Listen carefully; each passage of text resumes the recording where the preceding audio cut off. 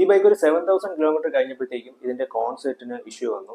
അപ്പോൾ അത് ഞാൻ റീപ്ലേസ് ചെയ്യാന്നുള്ള രീതിയിൽ തന്നെ ഞാൻ ഇതിനെ സർവീസ് സെന്ററിൽ കൊണ്ടുപോയി. അപ്പോൾ അവർ പറഞ്ഞത് ജസ്റ്റ് ഒന്ന് ടൈറ്റ് ചെയ്ത് തരാം, മാക്സിമം അത് പോകുന്നവരെ പോട്ടെ, എന്നിട്ട് മാറ്റിയാൽ മതി എന്ന് പറഞ്ഞ് എന്നെ തിരിച്ചു വിട്ടു. പക്ഷേ നമ്മൾ ബ്രേക്ക് ചെയ്യുമ്പോഴത്തേക്കും ഹാൻഡിനുള്ളിൽ ഇങ്ങനെ ഇളകി കിടക്കുന്ന ഒരു ഫീൽ ആയിരുന്നു. ഞാനന്ന് ആ സമയത്ത് യൂട്യൂബിൽ ഞാൻ അതിന്റെ ഡീറ്റെയിൽ ആയിട്ട് ഞാനൊരു വീഡിയോ ഇട്ടിട്ടുണ്ട്, കാണാത്തവരൊന്ന് കണ്ടാൽ മതി.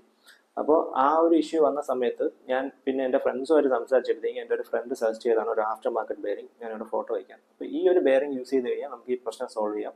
ഈ ഒരു യമഹയുടെ തന്നെ സ്റ്റോക്ക് ബെയറിംഗ് ഇതിന് ചേഞ്ച് ചെയ്താലും വീണ്ടും പെട്ടെന്ന് കംപ്ലൈൻറ്റ് ആവാനാണ് ചാൻസ് എന്ന് പറഞ്ഞു. അങ്ങനെ ഞാൻ ഓക്കെ നമുക്കത് ചെയ്യാമെന്ന് പറഞ്ഞിട്ട് ഞാൻ അങ്ങനെ അവൻ്റെ അവിടെ കൊണ്ടുപോയി ഇതിൻ്റെ ബെയറിംഗ് ഞാൻ ചേഞ്ച് ചെയ്തു. ഞാൻ ഈ പറഞ്ഞ പോലെ തന്നെ 7000 ഞാനത് മാറിയത്. ഇപ്പോൾ വണ്ടി 30,000 പ്ലസ് ആയി.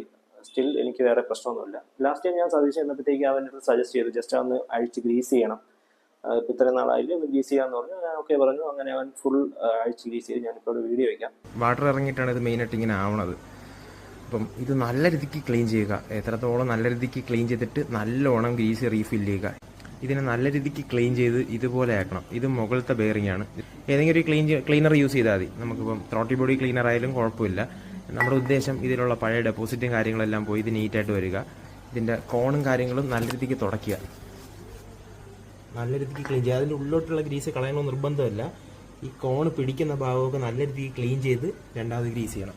അപ്പോൾ ഇതുപോലെ നല്ല രീതിക്ക് ക്ലീൻ ആക്കി എടുക്കുക. ഇനി ഫുള്ള് ഗ്രീസ് ഫില്ല് ചെയ്യണം. എത്രത്തോളം ഫില്ല് ചെയ്യാൻ പറ്റുമോ അത്രത്തോളം ഇതിൻ്റെ ഉള്ളിലേക്ക് നല്ലോണം നിറയണം. ഇതുവഴി ഫില്ല് ചെയ്തെടുക്കുക. ജസ്റ്റ് അത്യാവശ്യം ഫില്ല് ചെയ്തതിന് ശേഷം ഇതിൻ്റെ താഴത്തെ റബ്ബർ ഓറിങ് ഇട്ടതിന് ശേഷം മാത്രം ബാക്കി ഫില്ല് ചെയ്യുക. പുറമെ അകം ഫുള്ള് ഗ്രീസ് ചെയ്യുക. എല്ലാം മേഖലയിലോട്ട് ഇങ്ങനെ പൊന്തി പൊന്തി വരും.